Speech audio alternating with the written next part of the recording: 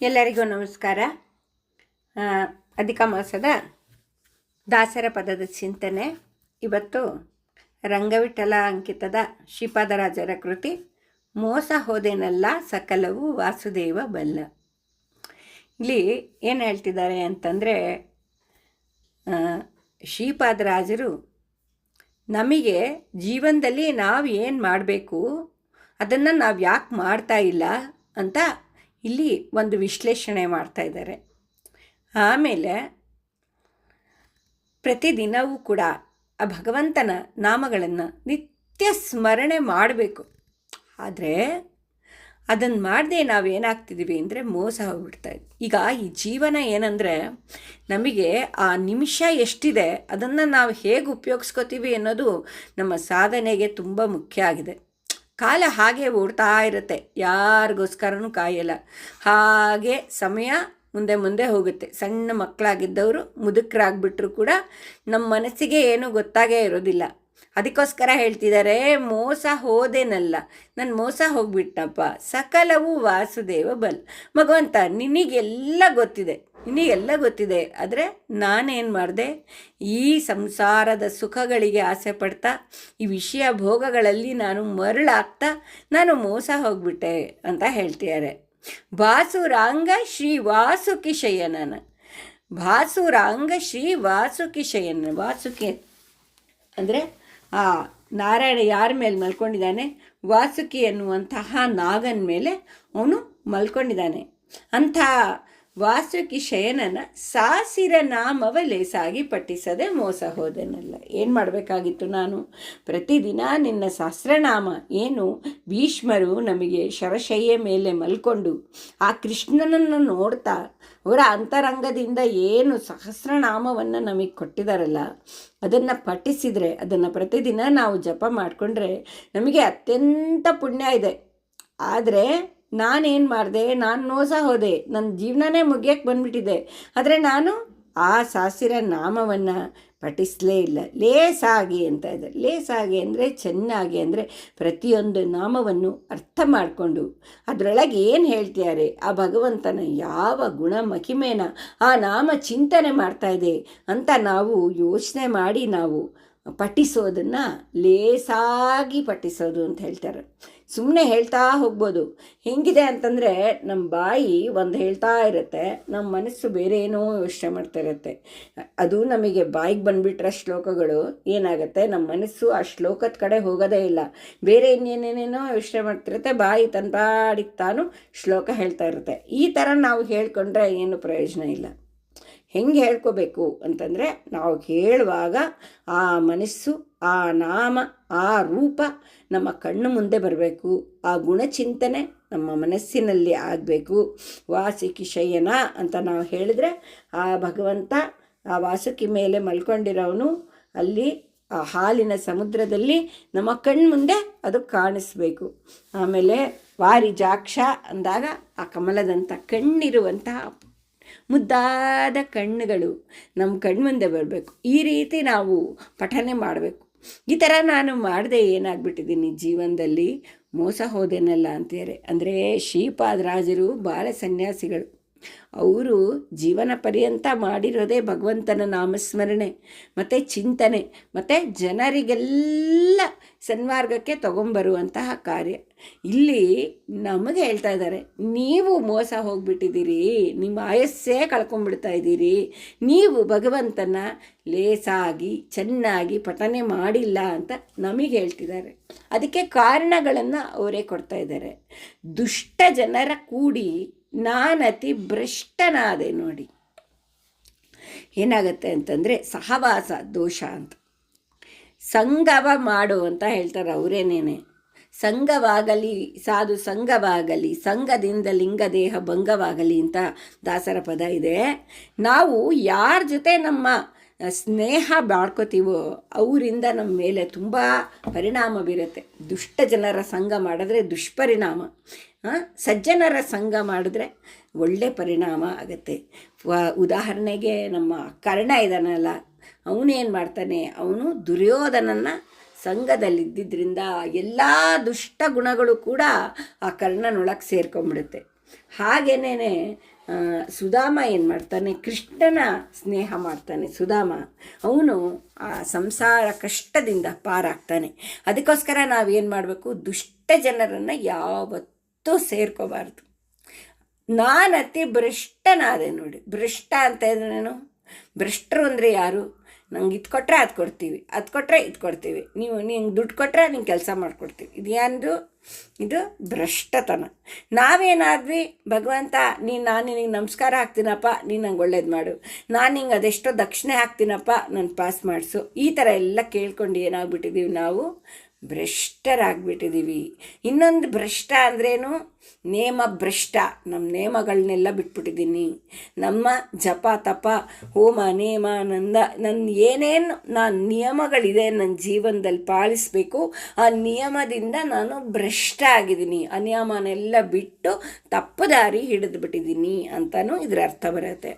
ಶ್ರೇಷ್ಠ ರೂಪ ಮುರ ಮುಷ್ಟಿಕ ವೈರಿಯ ನಿಷ್ಠೆಯಿಂದ ನಾ ದೃಷ್ಟಿಸಿ ನೋಡದೆ.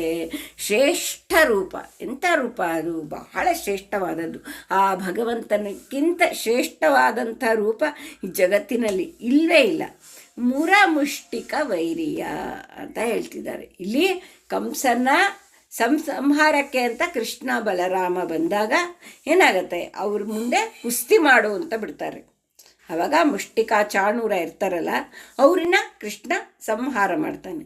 ಮುರ ಎನ್ನುವ ರಾಕ್ಷಸನ್ನು ಕೂಡ ಕೃಷ್ಣ ಸಂಹಾರ ಮಾಡ್ತಾನೆ. ಹಾಗಾಗಿ ಈ ಥರ ರಾಕ್ಷಸರನ್ನೆಲ್ಲ ಸಂಹಾರ ಮಾಡೋದ್ರಿಂದ ಅವನು ರಾಕ್ಷಸ ವೈರಿ. ಇಲ್ಲಿ ಎರಡು ಹೆಸರನ್ನ ವಿಶೇಷವಾಗಿ ಹೇಳ್ತಿದ್ದಾರೆ. ಮುರ ಮುಷ್ಟಿಕ ವೈರಿಯ ನಿಷ್ಠೆಯಿಂದ ನಾ ದೃಷ್ಟಿಸಿ ನೋಡೋದು. ನಿಷ್ಠೆ ಶ್ರದ್ಧೆ ತುಂಬ ಮುಖ್ಯವಾದದ್ದು. ಭಕ್ತಿಗೆ ಬೇಕಾಗಿರೋದೇ ವಿಶ್ವಾಸ ಮತ್ತು ನಂಬಿಕೆ. ಅದನ್ನೇ ನಿಷ್ಠೆ ಅಂತ ಕರೀತಾ ಇದ್ದಾರೆ. ನಿಷ್ಠೆಯಿಂದ ನಾ ದೃಷ್ಟಿಸಿ ನೋಡೋದೆ. ಇವಾಗ ಸುಮ್ಮನೆ ನೋಡ್ಬೋದು ನಾವು. ಒಂದು ದೊಡ್ಡ ಮರ ಇದೆ, ಸುಮ್ಮನೆ ನೋಡಿದಾಗ ಏನು ಕಾಣುತ್ತೆ? ಬರೀ ಮರ ಕಾಣುತ್ತೆ. ಅಲ್ಲಿ ದೃಷ್ಟಿಸಿ ಹುಷಾರಾಗಿ ಕೇರ್ಫುಲ್ಲಾಗಿ ನೋಡಿದ್ರೆ ಏನಾಗುತ್ತೆ, ಮರದ ಎಲೆಗಳ ಮಧ್ಯೆ ಕುಳಿತಿರುವಂತಹ ಗಿಳಿ, ಪುಟಾಣಿ ಹಸಿರು ಗಿಣಿ ನಮ್ಮ ಕಣ್ಣಿಗೆ ಬೀಳುತ್ತೆ. ಹಾಗೆಯೇ ನಾವೇನು ಮಾಡಬೇಕು, ಭಗವಂತನ ದೃಷ್ಟಿ ಇಟ್ಟು ನೋಡಬೇಕು. ನಮ್ಮ ಹೃತ್ಪೂರ್ವಕವಾಗಿ ನಮ್ಮ ಮನಸ್ಸು ಇಂದ್ರಿಯ ಎಲ್ಲನೂ ಕೂಡ ಆ ಭಗವಂತನ್ನೇ ಧ್ಯಾನ ಮಾಡ್ಕೋತಾ ಅವನ್ನ ದೃಷ್ಟಿಸಬೇಕು. ಬರೀ ಹೊರಗಡೆ ಕಣ್ಣಿಂದ ಅಲ್ಲ, ಈ ಒಳಗಣ್ಣಿಂದ ದೃಷ್ಟಿಸಿ ನೋಡಬೇಕು. ಅದನ್ನು ನಾನು ಮಾಡಲಿಲ್ಲ. ಇಲ್ಲಿ ಮುರಮುಷ್ಟಿಕ ಅಂದರೆ ಯಾಕೆ ಹೇಳ್ತಿದ್ದಾರೆ ಅಂತಂದರೆ, ಭಗವಂತನ ಕಥೆಗಳನ್ನೆಲ್ಲ ಕೇಳಬೇಕು ನಾವು.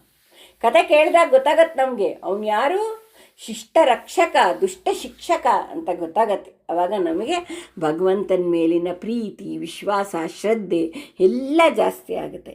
ಅಂತಹ ಭಗವಂತನ ನಾವು ತುಂಬ ನಿಷ್ಠೆಯಿಂದ ನಾವು ದೃಷ್ಟಿಸಿ ನೋಡಬೇಕು. ಕಣ್ಣಿನಿಂದ ಅಷ್ಟೇ ಅಲ್ಲ, ಒಳಗಣ್ಣಿನಿಂದ ನೋಡಬೇಕು. ಅವನ ಎಲ್ಲ ಅವಯವಗಳನ್ನು ನಾವು ಚಿಂತನೆ ಮಾಡಬೇಕು. ಅವನ ಗುಣಕ್ರಿಯೆಗಳನ್ನು ನಾವು ಅರ್ಥ ಮಾಡ್ಕೋಬೇಕು. ಅದನ್ನು ದೃಷ್ಟಿಸಿ. ಈ ಥರ ಎಲ್ಲ ಮಾಡದೆ ನಾನೇನಾಗಿದ್ದೀನಿ, ಮೋಸ ಹೋದೆನಲ್ಲ ಸಕಲವು ವಾಸುದೇವ ಬಲ್ಲ ಅಂತ ಹೇಳ್ತಿದ್ದಾರೆ. ಅಂದರೆ ನೀವು ಮೋಸ ಹೋಗಿದ್ದೀರಾ, ಈ ಥರ ಮಾಡಿ. ನೀವೇನು ಮಾಡಬೇಕು, ಮೊದಲನೇದಾಗಿ ತುಂಬ ಭಕ್ತಿಯಿಂದ ಗಮನ ಇಟ್ಟು ಲೇಸಾಗಿ ಸಹಸ್ರನಾಮವನ್ನು ಹೇಳಬೇಕು.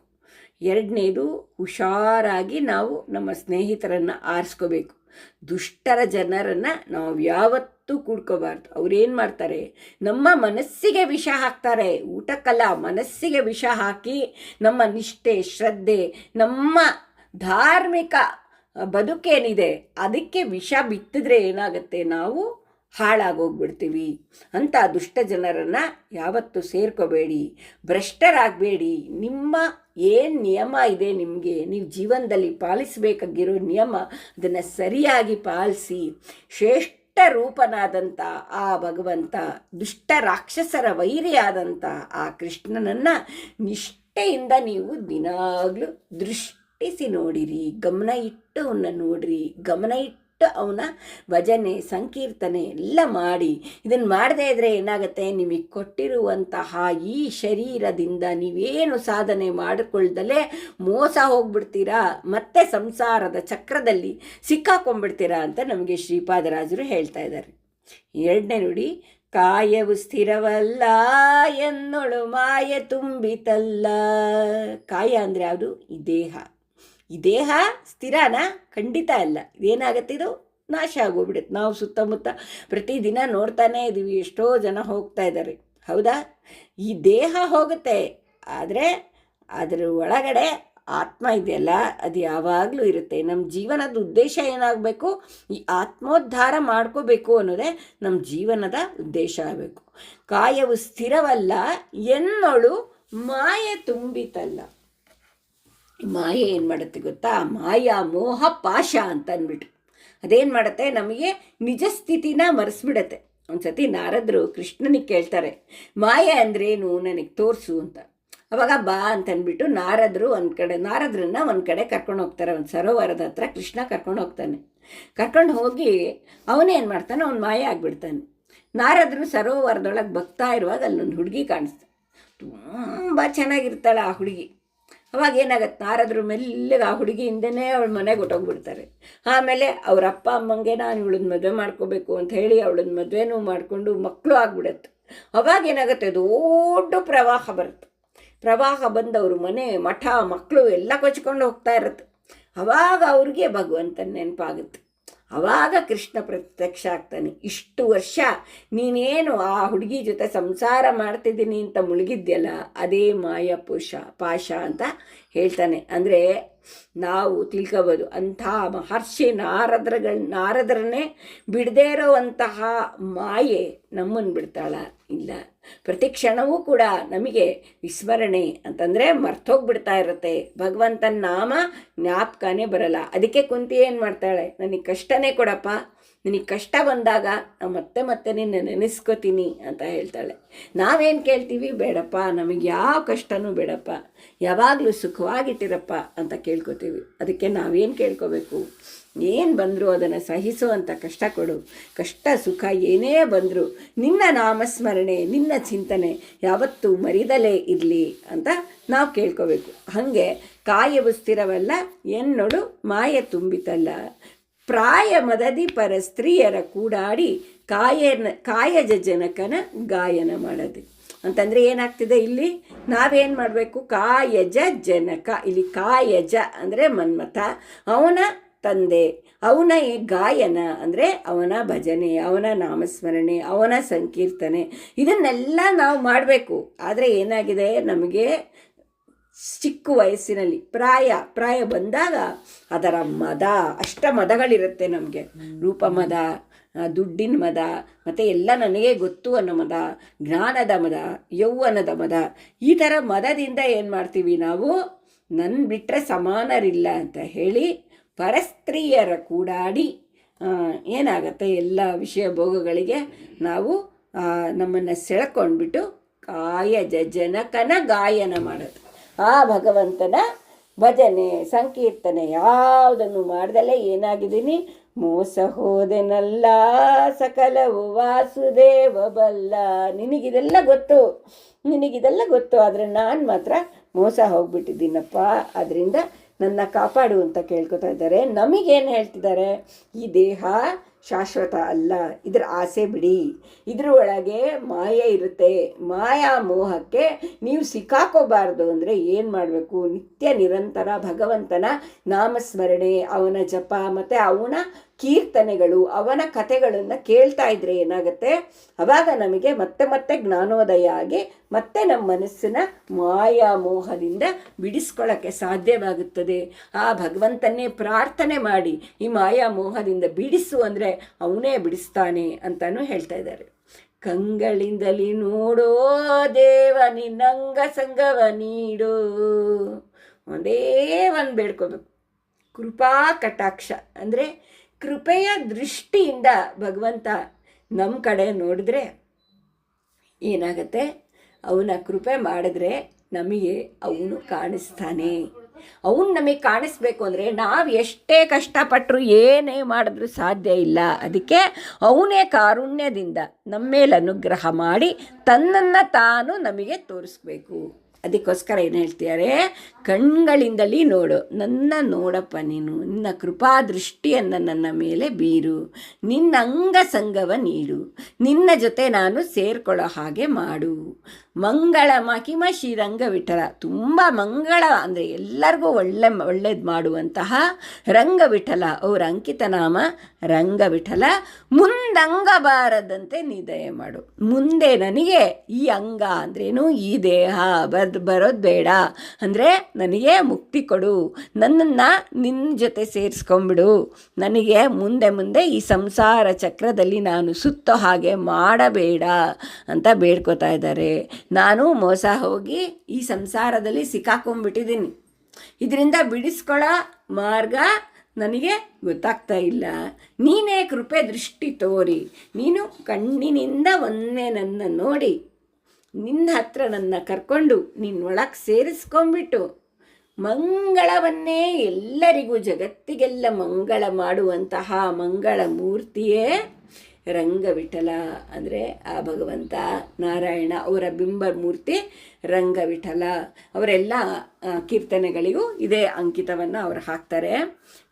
ಮುಂದಂಗ ಬಾರದಂತೆ, ನನಗೆ ಮುಂದೆ ಈ ದೇಹ ಬರದೇ ಇರೋ ಹಾಗೆ ಮೋಕ್ಷವನ್ನು ಕೊಡು ಅಂತ ಕೇಳ್ತಾ ಇದ್ದಾರೆ.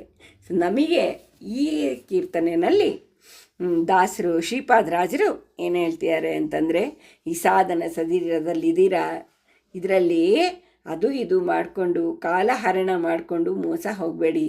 ಸಮಯ ತನ್ನಷ್ಟಕ್ಕೆ ತಾನೇ ಮುಂದೆ ಹೋಗ್ತಾ ಇದೆ, ಅದು ಯಾರಿಗೂ ಕಾಯಲ್ಲ. ಇರುವ ಪ್ರತಿ ನಿಮಿಷವೂ ಕೂಡ ನೀವು ಸಾಧನೆಯನ್ನು ಮಾಡ್ಕೊಳ್ಳಿ, ನಾಮಸ್ಮರಣೆಯನ್ನು ಮಾಡಿ, ಭಗವಂತನ ಭಜಿಸಿ, ಆ ವಿಷ್ಣು ಸಹಸ್ರನಾಮವನ್ನು ಹೇಳ್ಕೊಳ್ಳಿ ಅಂತ ಹೇಳ್ತಾರೆ.